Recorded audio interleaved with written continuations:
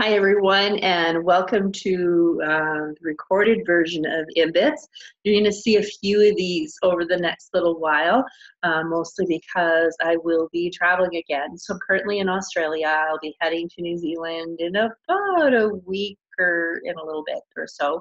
I'll be there for a couple of weeks and then be heading to Brisbane, spend a couple of weeks there, and then I will be trying to get rid of any glare. And then I'll be headed back to BC for a couple of days. I'll have a CPD, I think, at that time. And then I'm heading to Alberta for a couple of weeks. So lots of traveling coming up and that kind of thing. So I think I'm finding that as I'm coming up with topics, just recording some of these for the purposes of IMBIT so that I don't leave you guys hanging.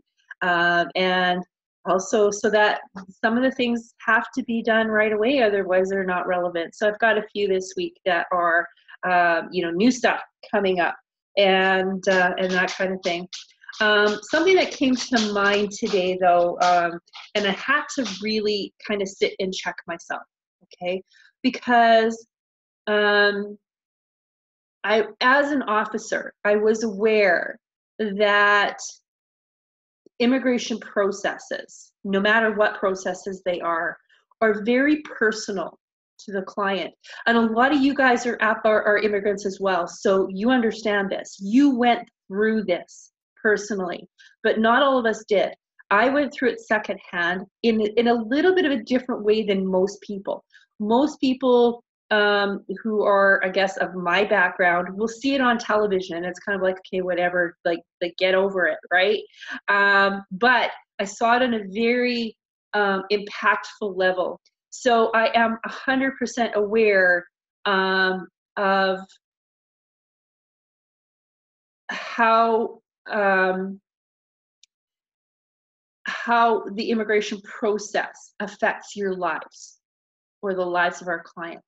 Okay, I'm aware of that, but I've never experienced it.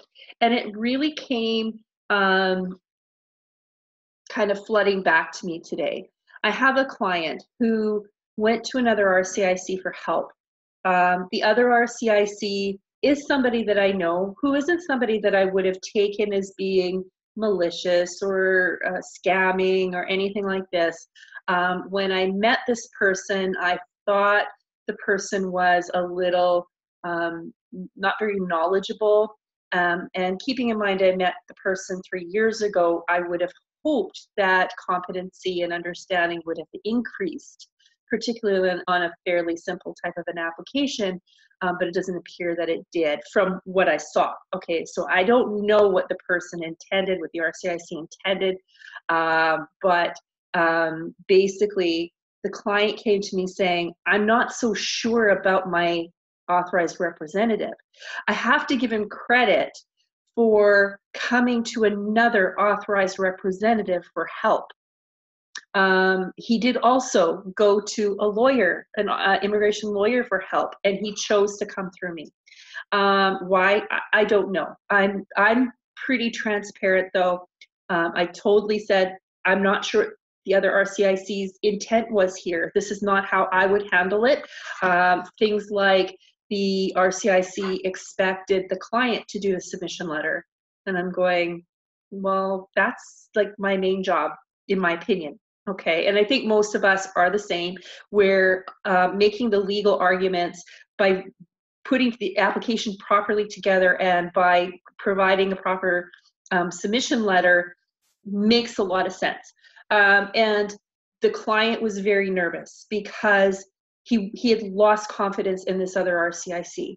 And part of the reason I think was because the other RCIC didn't sit down and discuss with him. I did a consultation. I answered questions after we submitted the application. Eventually he ended up withdrawing her application. It wasn't complete to begin with. It likely would have been refused to begin with, based on what I saw. I didn't really tell him that, but that's kind of where I saw it happening. So I told him, I said, well, if it's missing things and I can't be sure what she's uploaded, But if it's missing things, then it will be refused, and that can be problematic. In the meantime, he was out of status either way, but he was still under, at the time that he came to talk to me, he was still eligible for restoration. So I said, we can either let it go and try to add more documents. They don't have to look at them, or we can request that that one be withdrawn, and we can submit a new application fully complete. So he'd already paid a lot of money to her. And then because we were dealing with some complexities, he paid a lot of money to me, and he was very nervous. And of course, being out of status, he's not allowed to work, all kinds of other things, right? So it was postgraduate work permit, just in case you were wondering. But I gotta admit that because he was messaging me, my friend just got his study permit, and he submitted it after we submitted this, and I'm thinking, okay, but dude, never call my clients dude, right? Not to their face. And it's kind of like, yeah, but you got a work permit, he's got a study permit, processing times are different. Yeah, so-and-so applied for this work permit under the same class, postgraduate work permit, in the home country, and he got his after a month. I'm like, yes, but you didn't apply at your home country. You didn't apply at that country. You applied in Canada. And it was very clear that, and I was frustrated in my head, but I would never answer him when I was frustrated, because we went over this. I said, we don't expect a response for 4 months. We don't, it could be longer because it's a restoration case. We can't guarantee that they're going to do anything here. All we can do is hope for the best and follow up.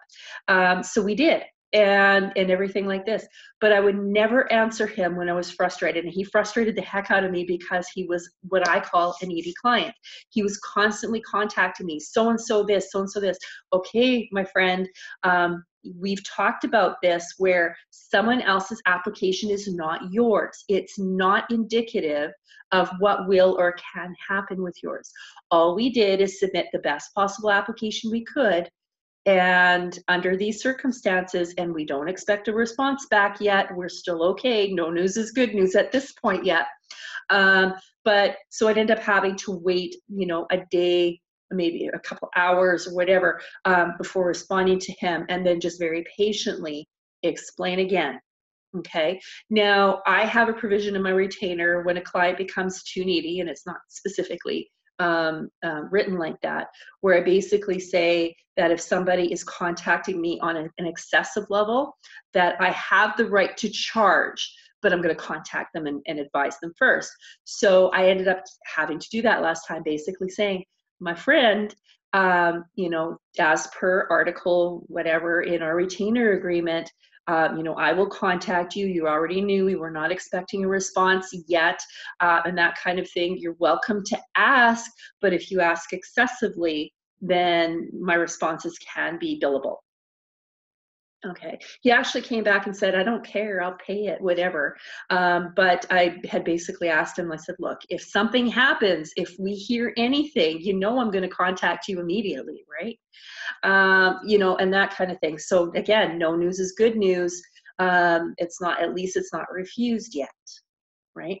So, but again, especially with clients who are needy clients who feel the need to reach out, you do have to weigh that balance between, now am I going to charge them? I don't want to charge my clients for that. I really don't. But I put it in place because I've had clients who are contacting me 16 to 20 times a day.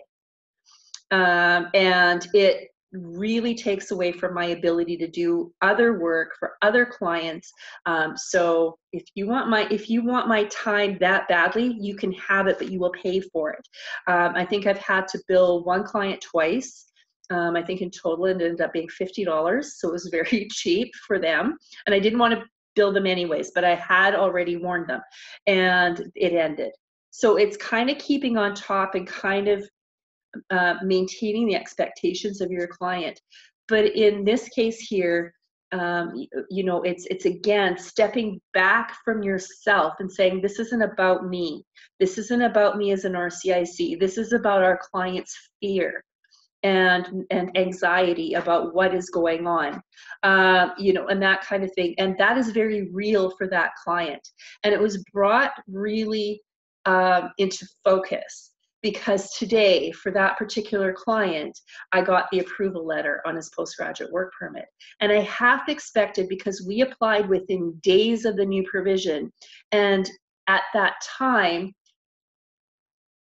the coolest bird just went by. It was a red body with black wings and a white tail. It was really cool. Anyways, I love Australia, I really do.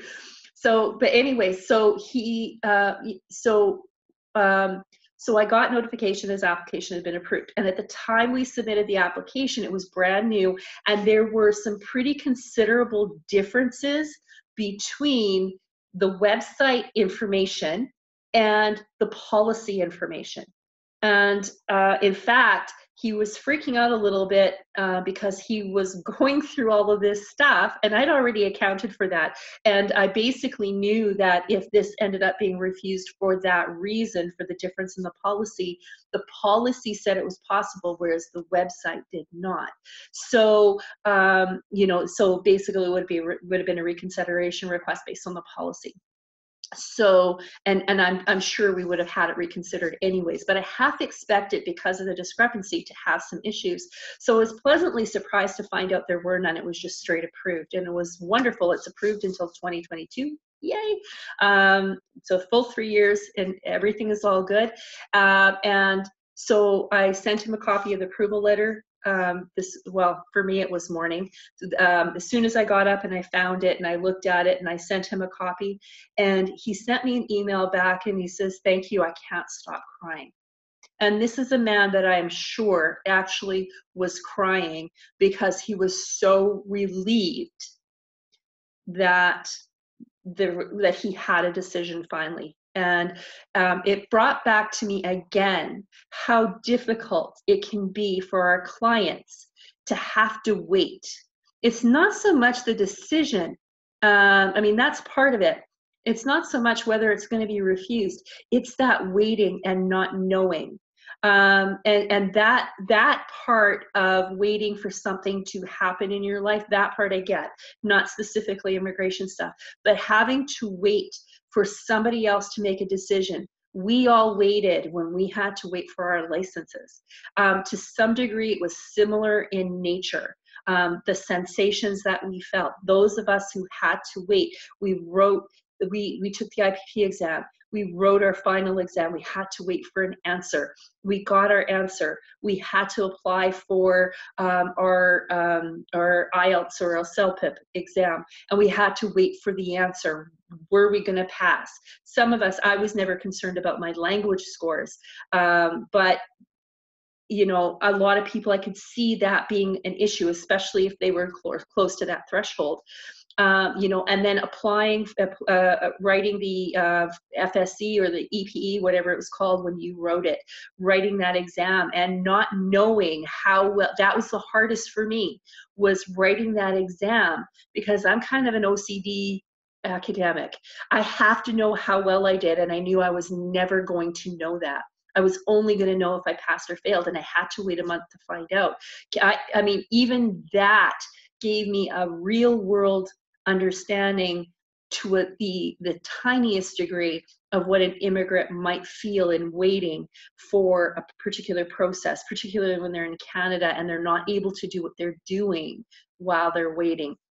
So in the case of my friend, my client, who was very anxious about how his work permit application was going and not entirely trusting because of his past experiences, I think that it was important for me to be able to think back again on the fact that patience on my part is really needed when we're dealing with our clients. I think to a little bit of degree I'd forgotten that, because I do find myself every so often feeling very impatient. I really try not to pass it on to my clients, but I feel very impatient. And I fail sometimes to recognize that that's what's happening, which, I mean, it's my process that if I'm not feeling okay with everything, that I wait. So people do expect that you may not hear from me from a day or two. And that could just mean I'm busy, or it could mean that I have to put myself in a state where I'm not, I guess, sabotaging that client and our CIC relationship. And it's not that it's meant to be that way. It's just, I know the process. I know there's nothing I can do about that process. I've already told the client this, but he still is anxious, and he's still afraid, and he's still worried. And no matter how much I prepare somebody, that doesn't take those feelings, those emotions away from that client, and they're entitled to those emotions. So for those of you coming up, who are becoming licensed, who are still students and that kind of thing, this is something that's really important, is that you understand that there's a high level of patience and understanding required for what you're getting into. And those of us who have been in the business for, you know, a month or a year or 10 years or a decade, or I guess that's 10 years, right? Or longer, that, you know, just a reminder that our client they're paying our bill, but they've also got emotions that we may or may not at this distance really comprehend. And if we do our best to try to acknowledge and but not feed into those emotions, it makes the relationship with the client all the better. So now this client has now said when he's ready for PR, he's going to come to me. Whether he does or not, it doesn't matter. It was a satisfying application. I helped him. You know, I think that I was able to not be impatient directly to him. I think that I was able to accomplish that, and I felt it internally, but I don't think I passed it on to him. So to me, and we got an approval, that which is just icing on the cake. You know, so that's all the better. And I think that in this case, I think it was a good lesson for me. So something that we should all think about when we're talking about how we approach our clients. So that's all I have for today. You guys have yourself a great day, and we'll talk to you soon.